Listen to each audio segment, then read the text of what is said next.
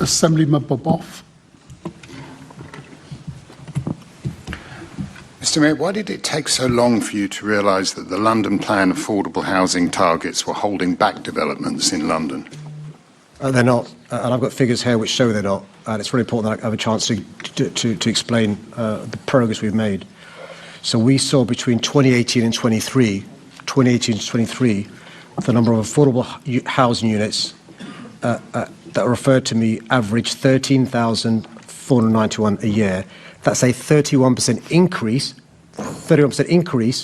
from 2012 to 2017 before we had the target, 31% increase. But also the average affordable homes percentage granted in affordable schemes go from 25% before 2016 to 46%. And I, for some time, have been saying there's an issue in terms of the housing situation across the country, which is why we set up a task force 2 years ago, because we recognise the challenges coming. The previous government failed to help us. This government is. And you've accepted the Housing Secretary's declaration that 35% of nothing is nothing. I mean, they were his words, not mine.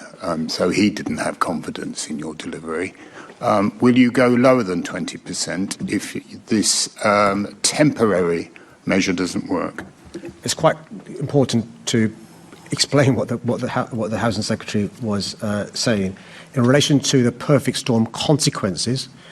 And I've set out what the perfect storm are. We need to kickstart, particularly those schemes that have stalled, 43,000 schemes that have stalled. So this is a temporary emergency measure in terms of the changes that the government and I have set out. It is our intention, once we're outside this perfect storm, to return to having proper targets and having fast-track systems. That's what the threshold is about, to avoid the delay caused by viability and so forth, to try and get homes built in London. We have, it should be said, Chair, built more council homes, more affordable homes, and had more completions over the last 9 years, since the 1930s in terms of completions and the 1970s in terms of council homes. In terms of there being a bureaucratic problem with development in London, why are you seeking to reduce the threshold for GLA involvement in housing schemes to 50 units compared with the current 150? Isn't that just an additional bureaucratic overhead? It's the opposite. It's to ensure that those developers who want to build homes in boroughs, who are having a borough that's got a NIMBY approach, can know that if the scheme has 50 or more homes, they may all call it in and work with the communities who are in desperate need of housing and the developer to get homes going. So you don't trust the boroughs? I don't trust some boroughs, no, particularly the Tory ones. Yeah. Oh, I think the Liberal Democrats are not immune to that criticism either.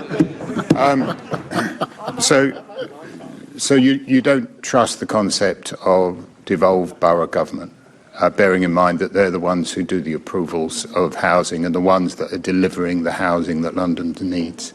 No, I've seen the figures and I can read them out for Bexley, for Bromley.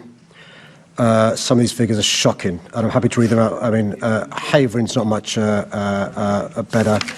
And so we need to make sure that these boroughs get going. And so the message to developers is, if you've got a borough that is saying no to a good scheme and your scheme is 50 homes or more, come to City Hall. It's no wonder, is it not, that the boroughs are in revolt and want to take over more power over GLA decisions when they have a mayor who so distrusts local councillors that he wants to take powers away from him. But thank you, Mr Mayor.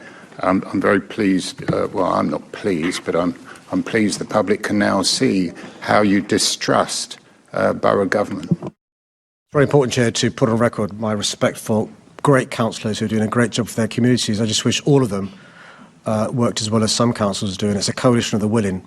Those boroughs that are doing a great job, we will support them in terms of the City Hall Development Investment Fund. We will support them in terms of the Mayoral Development Order powers. We will support them in relation to the Land Fund. Those boroughs that are doing a bad job, the message is quite clear. Either you start giving permissions for the homes your residents need, or we'll take over. Well, let's see what happens in May, because after that there won't be many Labour councils left. Chair, I I can wager bet there'll be more Labour councillors in London than Conservative ones.